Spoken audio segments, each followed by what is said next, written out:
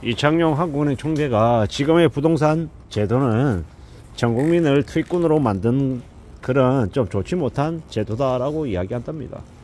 근데 저는 좀 의아한 게 한국은행 총재가 기준금리를 계속 인하해서 현재 2.75%까지 만들어서 물가는 고물가가 된 걸 방치하고 부동산 가격을 떠받드는데 일조한 이 정책을 펼친 사람으로서 지금의 부동산 제도가 잘못된 것처럼 부동산 제도에 대한 문제를 지적하는 걸 보면 좀 뭐가 잘못됐다라는 생각이 드는 거죠.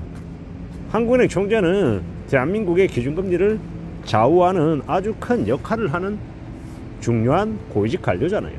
경제수장 중에 한 명이죠. 근데 저렇게 금리를 마구 내리면요, 한국은행과 한국의 기준금리와 미국의 기준금리 격차가 지금 엄청 나잖아요.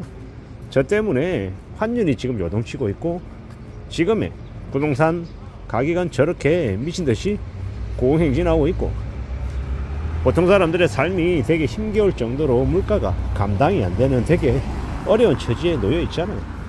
이러한 상황들에 대한 이 진지한 고민 없이 그저 저렇게 싸돌아다니면서 자기의 이 폼만 잡고 자기 유명세만 가시하고 있는 걸 보면 좀 뭐가 잘못돼도 한참 잘못됐다는 생각이 듭니다. 한국은행의 최우선의 과제는 뭡니까? 물가 통제입니다. 물가. 근데 그 물가를 지가 내버려 두고 부동산을 챙기겠다라며 저짓거리를 하면서 나라가 지금 개폭망하고 있는 거죠. 한국은행 총재인 이창용 총재는 경제부총리가 아닙니다. 경제부총리의 역할을 자기가 계속하며 욕심을 부리고 있는 것 같은데요. 지금의 이 고물가와 부동산 관련한 이 비정상적인 시장 상황을 만든 데에 이창용 한국은행 총재가 전부 다 그걸 역할한 건 아니겠지만 상당 부분 책임이 있다라는 이야기를 하고 싶은 겁니다. 앞으로는 좀 제대로 된 사람을 뽑아서 그 자리에 앉힐 필요가 있겠다라는 겁니다. 한국은행 위원이나 한국은행 총재나 저들이 아마도 부동산에 또 똑같이 투기했을 겁니다. 다주택자일 것이고 되게 집값이 떨어지는 걸 싫어하는 그런 사람들 중에 한 명이겠죠.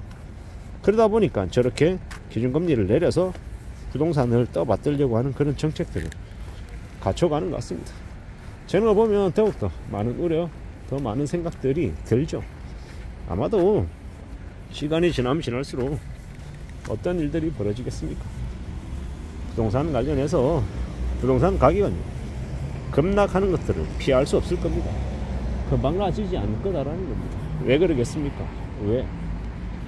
너무 무리하게 문재인 정부 때부터 해서 집값이 너무 많이 올랐죠.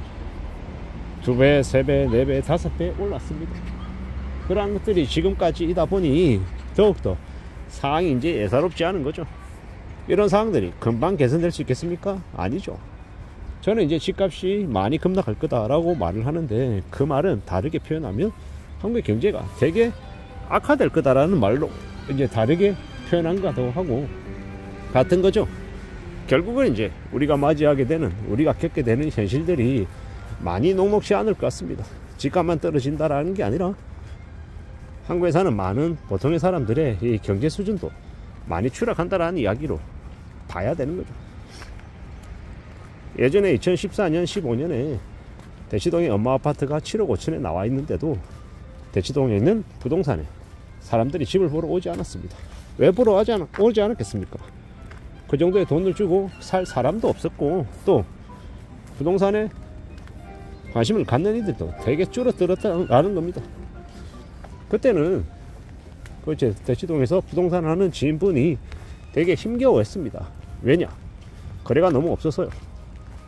집값이 싸다 비싸다가 아니라 거래 자체가 되게 적어서 많이 힘들어했죠. 그게 불과 이제 10년 전 이야기입니다. 다르게 얘기하면 어떻습니까? 앞으로 한 5년이 지나고 10년이 지나면 지금하고 분위기가 많이 다를 수 있다라고 생각합니다. 대략 앞으로 한 5년은요 집값이 많이 우두두 떨어지는 시기일 것 같고요. 그 다음 5년은요 또 다시 펌프질해서 다시 또 집값을 떠받들고 올린다라고 또 수작질을 할 때가 그때이지 않을까라고 생각해 봅니다. 결국 우리가 이제 경험하게 되는 이 경제 상황들, 이 분위기, 상황 이런 것들은 다 대한민국에서는 고위직 관료들 그들이 이 만들어내는 그런 상황에 따라서 흘러가는 것 같습니다. 그런 것들을 볼 때 우리는 좀 더 많은 고민, 많은 생각들을 하며 살아가야 될 것 같습니다. 그들이 펼치는 정책에 끌려다니고 그들이 만들어 놓은 판에 이 장기말처럼 이렇게 이용당하는 건 되게 별로일 것 같다라는 겁니다. 우리가 우리의 삶을 잘 지켜내기 위해서 안전한 삶을 갖춰나가기 위해서 어떻게 하는 게 필요할지, 어떻게 살아가야 될지에 대해서 잘 생각해 둬야 할 것 같다라는 겁니다. 아마도 우리는 앞으로 더욱더 힘겨운 시간들을 거부할 수 없을 겁니다. 그리고 그 힘겨운 시간 동안 많은 사람들이 내 보이는 모습을 보며 또 많이 생각하겠죠. 아, 불황이라는 게 이런 건가 보다. 잃어버린 10년, 20년 얘기하던데 그게 이런 건가 보다 라고 얘기하겠죠. 사람들은 소비를 극도로 줄이고 커피 한잔 먹었기, 술 한잔, 담배 한 개피 이런 것도 아마 되게 우려하고 염려하면서 그런 것들을 겁내는 아마 사항들로 바뀌어갈 것 같습니다. 우리가 살아가는 앞으로의 시대가, 우리가 맞이하는 현실들이 어떻게 아마 전개가 될지 우리는 잘 좀 지켜볼 필요가 있는 것 같습니다. 나도 모르게 우리 안에 스며드는 이 패배감, 위축되는 모습, 분위기 이런 것들도 잘 좀 극복해야겠죠. 상황이 안 좋고 분위기가 안 좋다 그래서 우리들의 마음이 같이 움츠러드는 건 좀 경계해야 되지 않겠나라는 겁니다. 우리가 살아가는 이 현실, 아무리 어둠이 깊어도 새벽은 오고 또 날이 밝아지는 날도 오고요. 겨울이 와야 그 겨울을, 그 추운 겨울을 지나야 또 따뜻한 봄이 오는 거잖아요. 그런 것들을 잘 생각하고 잘 좀 떠올리며 지낼 필요가 있겠습니다. 우리가 살아가는 앞으로의 시대, 지금의 이 현실들 잘 좀 내다볼 필요가 있을 거라고 봅니다. 우리는 분명히 지금의 이 힘들고 어려운 현실들을 잘 극복하고 잘 헤쳐나가야 할 겁니다.